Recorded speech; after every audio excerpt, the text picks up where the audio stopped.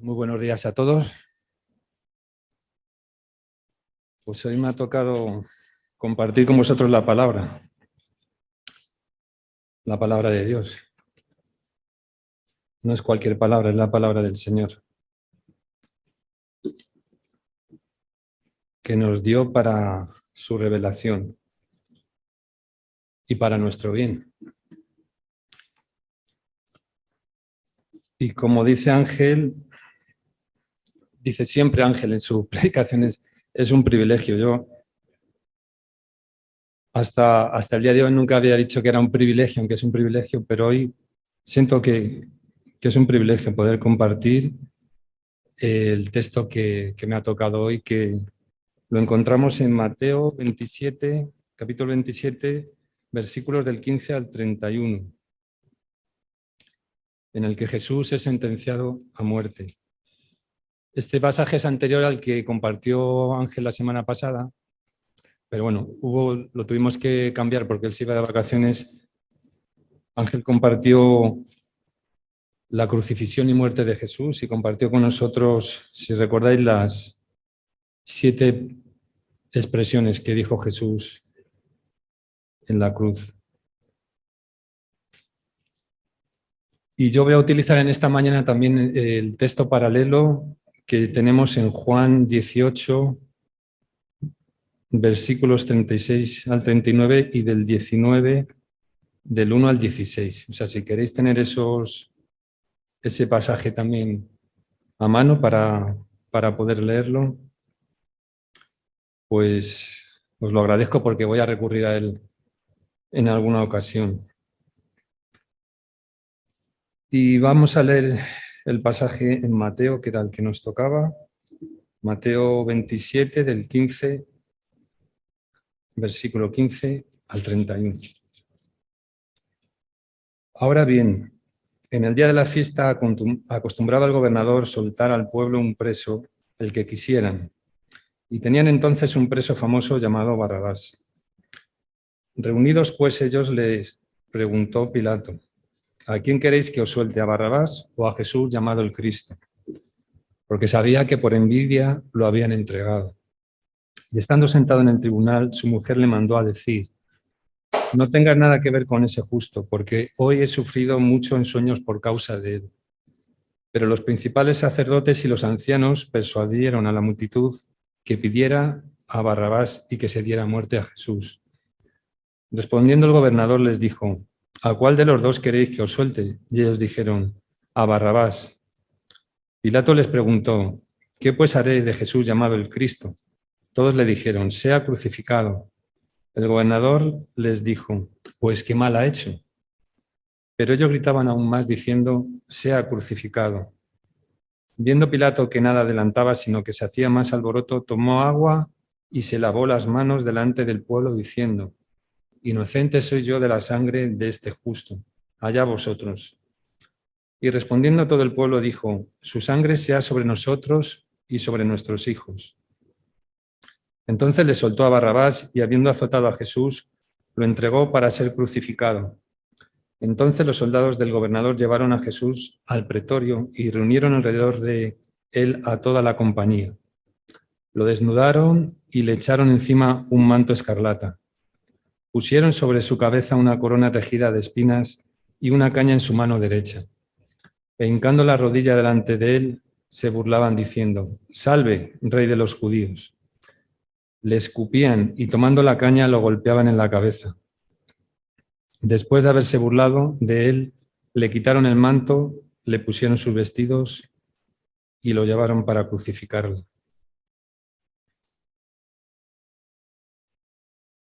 Pues como he comentado, este pasaje narra la sentencia a muerte de Jesús por parte de Pilato, que era el gobernador de aquella región, de la región de Judea. O sea, era la máxima autoridad política y civil que había en ese lugar. Y tenía la potestad de poder mandar crucificar a alguien o no. Pero yo creo que este encabezamiento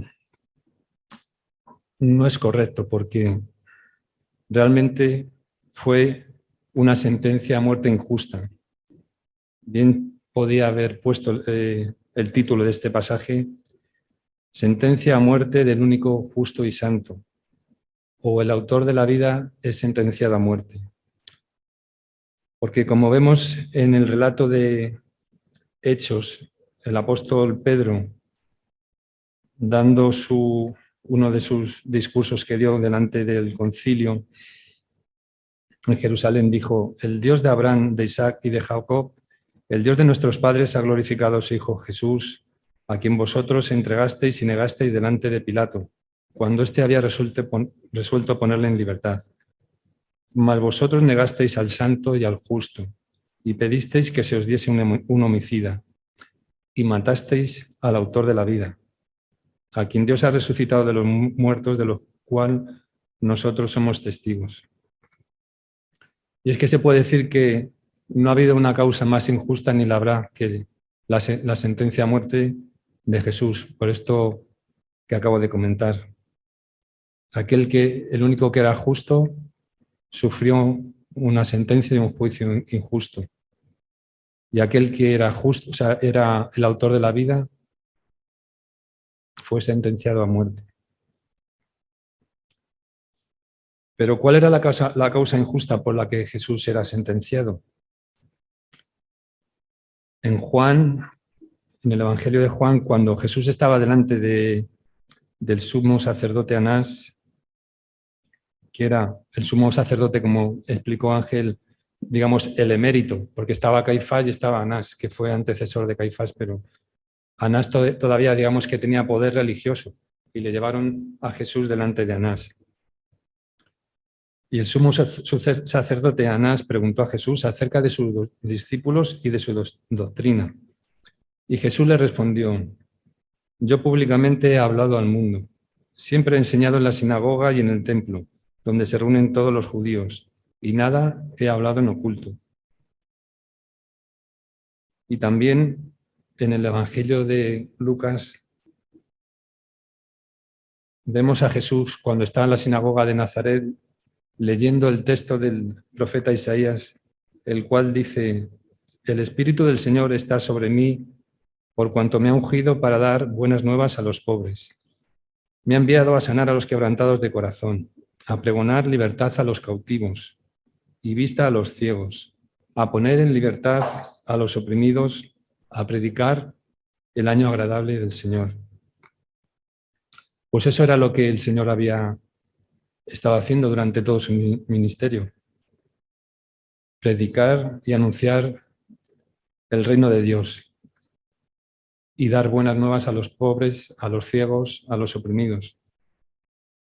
No había ninguna causa para sentenciarle. Jesús podía haberse defendido, ¿no?, en esta causa, como lo hizo en otras ocasiones delante de los fariseos y los escribas, que en muchas ocasiones les daba respuestas en las cuales ellos no podían articular ninguna palabra porque les dejaba sin palabras, ¿no? En Mateo 26, cuando Jesús fue arrestado, dice: ¿acaso piensas, contestándole a Pedro, que le cortó la oreja a un soldado que venían a arrestar a Jesús, ¿acaso piensas que no puedo orar a mi Padre y que Él no me daría más de 12 legiones de ángeles? Una legión la comprendían hasta 6.000 soldados romanos. O sea, 6.000 por 12 son como 70.000, más de 70.000 ángeles podrían haber venido a defenderle. Pero ¿cómo entonces se cumplirían las escrituras de que es necesario que así se haga? O sea, el padecimiento y la muerte de Jesús.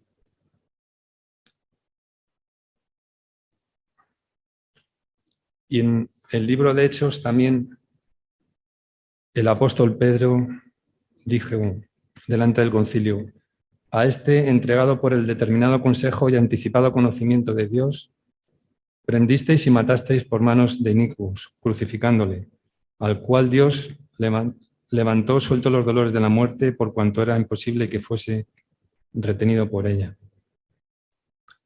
O sea, el Señor ya lo había anticipado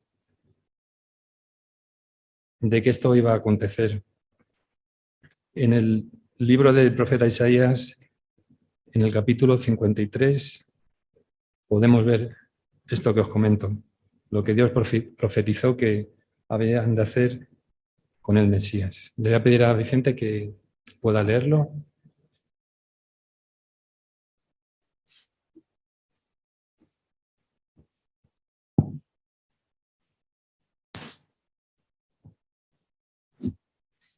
Pues nos dice así: ¿quién ha creído a nuestro anuncio? ¿Y sobre quién se ha manifestado el brazo del Señor? Subirá cual renuevo delante de él, y como raíz de tierra seca, no hay parecer en él, y hermosura. Le veremos más inatractivo para que le deseemos.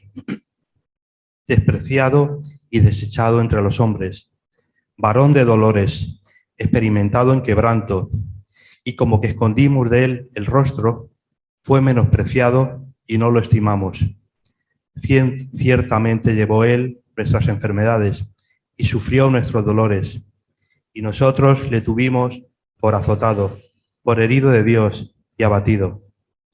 Mas él herido fue por nuestras rebeliones, molido por nuestros pecados. El castigo de nuestra paz fue sobre él, y por su llaga fuimos nosotros curados.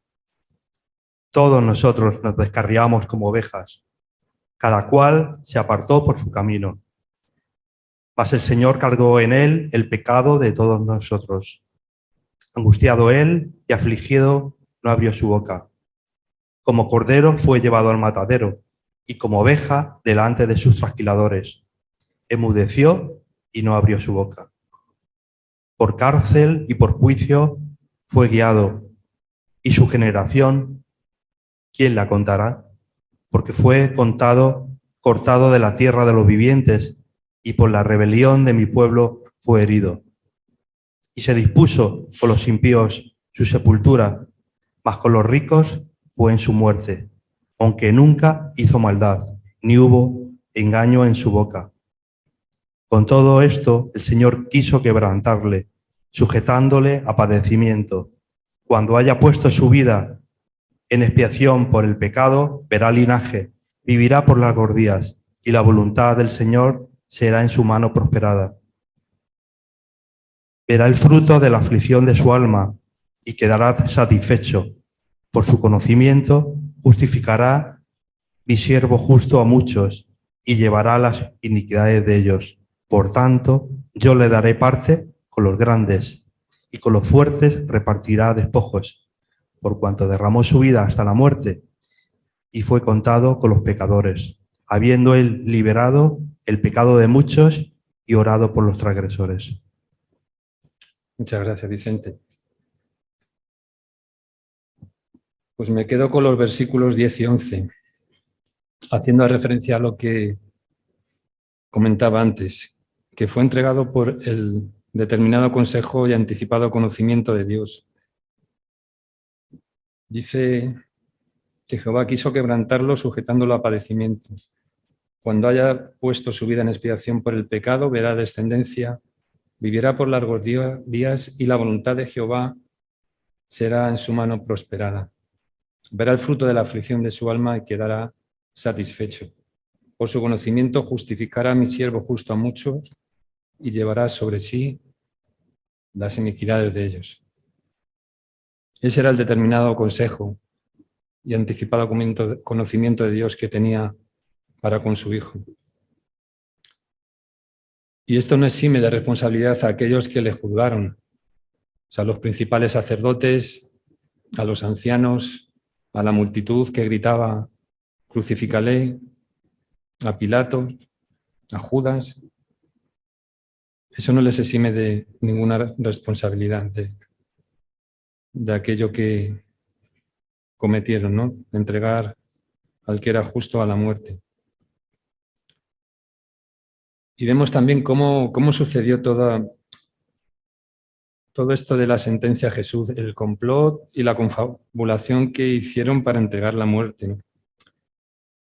En el arresto de Jesús, Caifás, en el Evangelio de Juan, dice que había dado el consejo a los judíos de que convenía que solo un hombre muriese por el pueblo.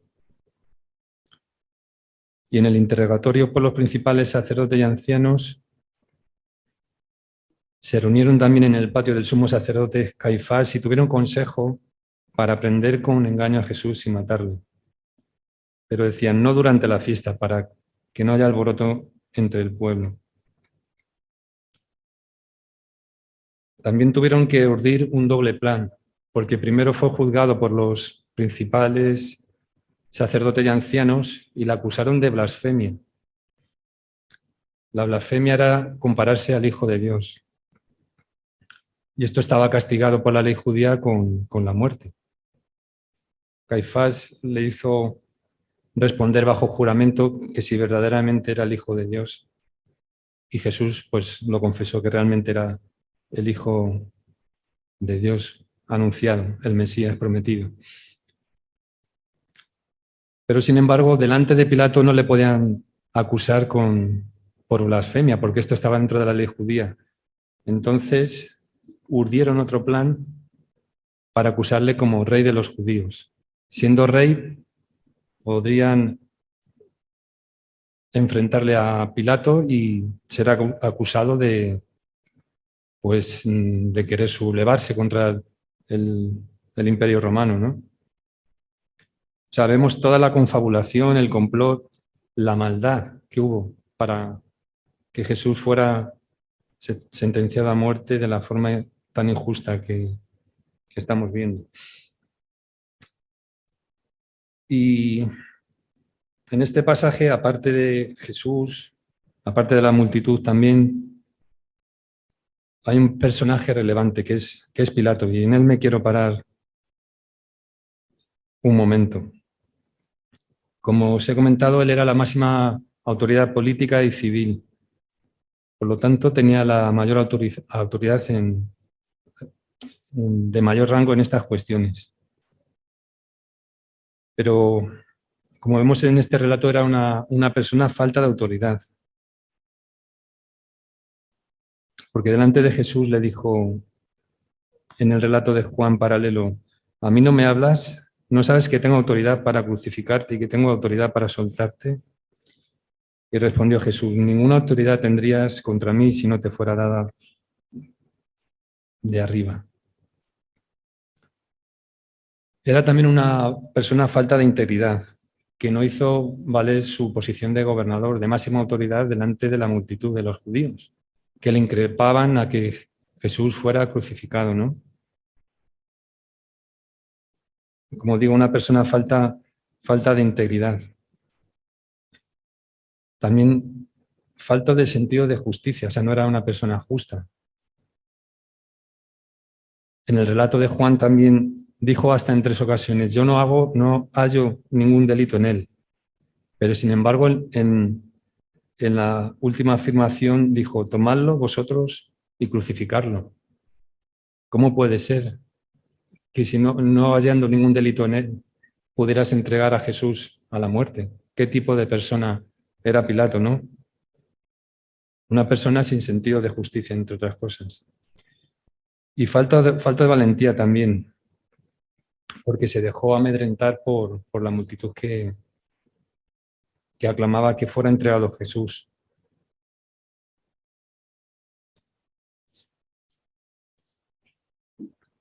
Y hay 3 escenas que podemos ver tanto en el Evangelio de Mateo como en el Evangelio de Juan, el texto paralelo, que llaman la atención, ¿no? El primero está en el Evangelio de Mateo, que hemos leído, que su mujer le mandó decir, no tengas nada que ver con este justo, porque hoy he sufrido mucho en sueños por causa de él. Y es que cuando recibimos un consejo y este es de parte de Dios, haremos bien en escucharlo y no endurecer nuestro oído y nuestro corazón. Si Pilato hubiera escuchado a su mujer, que era alguien cercana, alguien que tendría que haber escuchado, no a los judíos, no a Caifás, no a la multitud. A su mujer tenía que haber escuchado que Dios la reveló por sueños que la sangre inocente, la sangre de Jesús, el Mesías, iba a ser derramada, ¿no? Por eso digo que haremos bien en escuchar el consejo, y sobre todo cuando viene de parte de Dios. A lo mejor no es una voz audible, pero sí de alguien cercano a nosotros, ¿no? Y vemos cómo Dios también nos da oportunidades, ¿no? Si Pilato hubiera reaccionado con las palabras de su mujer, no hubiera entregado a Jesús a la muerte. Podemos ver que Dios es un Dios misericordioso y que da oportunidades, ¿no? Y en el Evangelio de Juan, paralelo,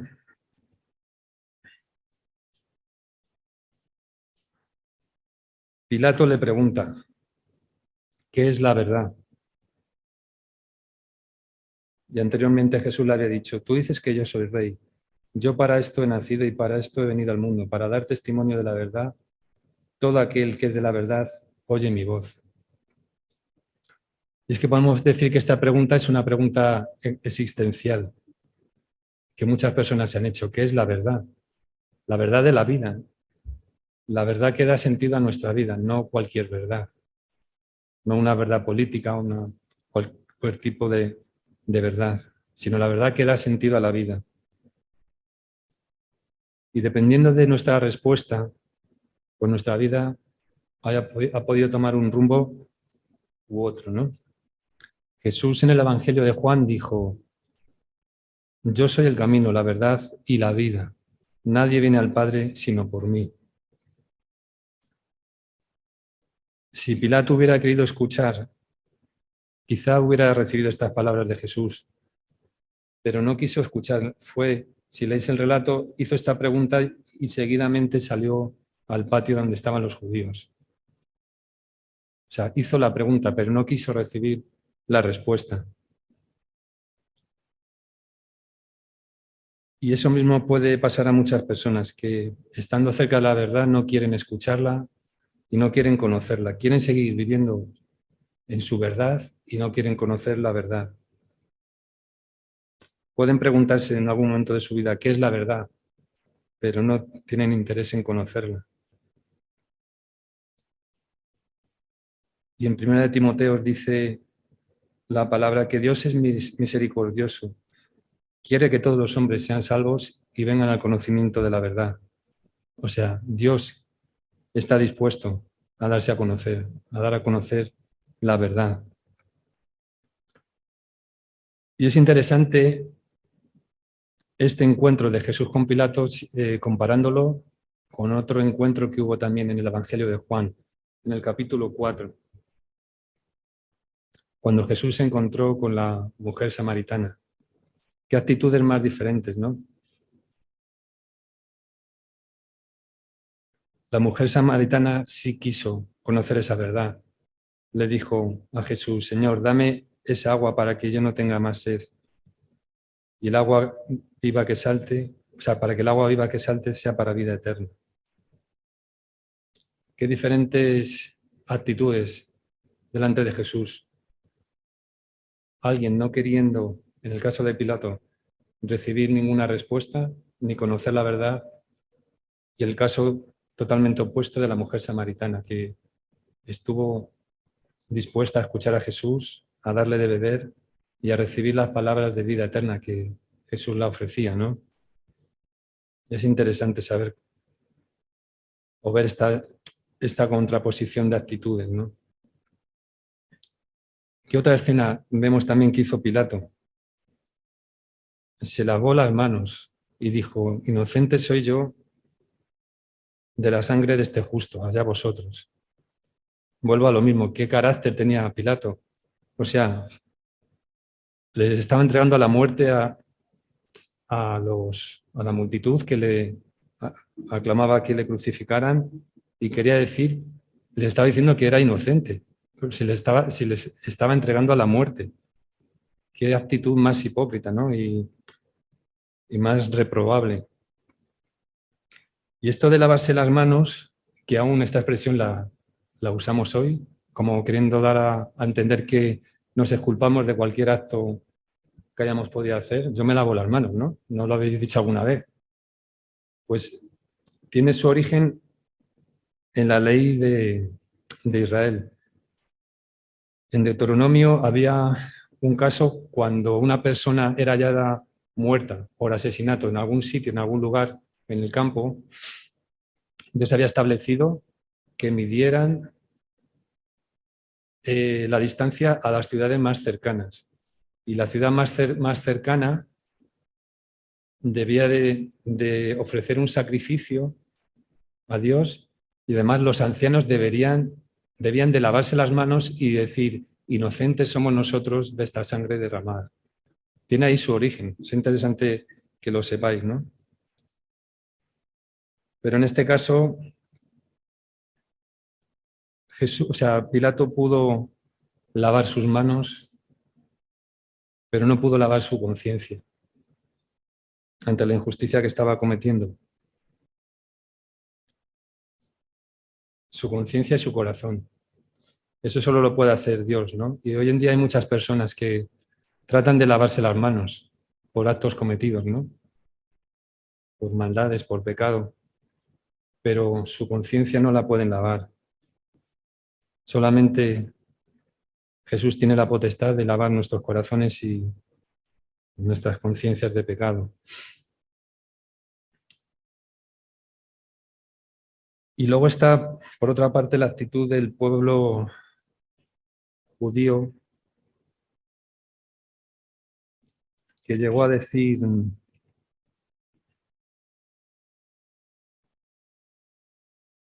no sé si está en un segundo, en Mateo, sí está en Mateo. Llegó a decir, cuando ya consiguieron que Pilato le entregara a Jesús para ser crucificado, dijo todo el pueblo, además, lo dice así, y respondiendo todo el pueblo dijo: su sangre sea sobre nosotros y sobre nuestros hijos. Qué palabras más terribles, qué maldición se estaban echando sobre ellos mismos. Y podemos ver a lo largo de la historia cómo el pueblo de Israel ha sufrido muerte, persecución. O sea, en los años posteriores, Jerusalén fue totalmente destruida. Y a través de los siglos hemos visto cómo los judíos han sido perseguidos y masacrados, ¿no? Por tanto, hay que tener cuidado con las palabras que salen de nuestra boca también. Y menos que sean una maldición contra nosotros y nuestros propios hijos, ¿no? Y en el Evangelio de Lucas podemos ver lo que profetizó Jesús cuando iba camino al Gólgota, ¿no? A la cruz. Cuando vio a las mujeres que lloraban por él. Les dijo: hijas de Jerusalén, no lloréis por mí, sino llorad por vosotras mismas y por vuestros hijos. Porque aquí vendrán días en que dirán: bienaventuradas las estériles y los vientres que no concibieron, y los pechos que no criaron. Entonces comenzarán a decir a los montes: caed sobre nosotros, y a los collados cubridnos, ¿no? Jesús ya lo profetizó, que esto había de suceder. Por tanto, también tengamos cuidado con nuestras palabras, y menos que sean una maldición hacia cualquier persona o cosa, ¿no? Y por último, vemos la humillación que tuvo que sufrir Jesús de parte de los soldados romanos. No solamente sufrió el dolor físico, colgado en una cruz, que tuvo que ser terrible, ¿no? Hay libros escritos por médicos que describen cómo pudo ser ese dolor físico, ¿no? Pero luego, además, hubo ese dolor moral, ¿no? Esa humillación que tuvo que soportar de parte de los soldados romanos. Tuvo que sufrir el escarnio, que el escarnio es una burla cruel cuya finalidad es humillar y despreciar a alguien, ¿no? La burla y la humillación. Y en los textos o en los versículos finales de Mateo vemos toda la humillación que tuvo que soportar. Le desnudaron y le echaron un manto escarlata. Cualquier persona que es desnudada queda humillada, ¿no? Es una humillación que alguien te desnude, ¿no? Y le echaron un manto escarlata, que era el manto que normalmente se ponían los reyes, un manto de color escarlata, pues seguramente sería algún manto de algún soldado romano. Trenzaron una corona de espinas y la pusieron también sobre su cabeza. También eso tuvo que ser doloroso, aparte de la humillación, porque él no era digno de llevar una corona de espinas. Su corona debería haber sido otra corona, ¿no? La de aquel que corresponde al Rey de Reyes y Señor de Señores. Le pusieron una caña en su mano derecha, imitando el cetro de un rey. E hincando la rodilla delante de él, escarnecían diciendo: «Salve, Rey de los judíos». O sea, se mofaron, se burlaron delante de él. El que es rey tuvo que soportar esta humillación y esta burla. También lo escupían, un acto denigrante. Escupir a alguien en la cara es de lo más denigrante que hay, es una de las máximas humillaciones que puede haber. Pues eso también hicieron los soldados romanos. Y tomando la caña, le golpeaban también en la cabeza. O sea, también sufrió golpes y humillación, ¿no? Un desprecio y una humillación total. Pero llegará un día en que esta situación se revertirá. Aquellos que sentenciaron injustamente a muerte a Jesús, Pilato, los principales sacerdotes y ancianos y la multitud, tendrán que estar delante de aquel que ha de juzgar a los vivos y a los muertos. En esta ocasión, Jesús será el juez y ellos serán los juzgados. Solamente si tuvieron oportunidad de arrepentirse, podrán dar respuesta delante de Jesús en aquel momento. No lo olvidemos, Jesús será el juez delante de todos. Y para concluir, pues brevemente repaso los puntos que hemos estado viendo. En primer lugar, la sentencia a muerte injusta de Jesús, ¿no? Él que era el autor de la vida, el único justo y santo, fue sentenciado a muerte de esa manera tan injusta, que fue por el anticipado conocimiento de Dios y para que se cumpliera la Escritura. Como hemos leído en Isaías 53, todo el Evangelio de Mateo, como bien nos lo recuerda Ángel, dice para que se cumpliera la Escritura, o como dijo el profeta Isaías o el profeta Jeremías, dando a entender que la Escritura se ha de cumplir, ¿no? También hemos visto cómo Jesús fue humillado, ¿no? Siendo el Rey de Reyes, sufrió el escarnio, la burla y la humillación. Y hemos visto también cómo en dos encuentros que tuvo Jesús, uno con Pilato, que preguntó qué es la verdad, que estuvo cerca de la verdad, que estuvo cerca de poder ser salvo, pero sin embargo lo rechazó. Y otro encuentro que, como os he comentado, con la mujer samaritana, ¿no? Y me quedo con esta pregunta, ¿qué es la verdad, no? Quizá lo hayas podido preguntar muchas veces y no hayas encontrado respuesta. Pero yo creo que hoy es un día indicado para saber que hay una respuesta, como he predicado en esta mañana, ¿no? Jesús es el camino, la verdad y la vida. Y nadie viene al Padre si no es por Él. Como hemos leído en Isaías 53, fue humillado, ¿no?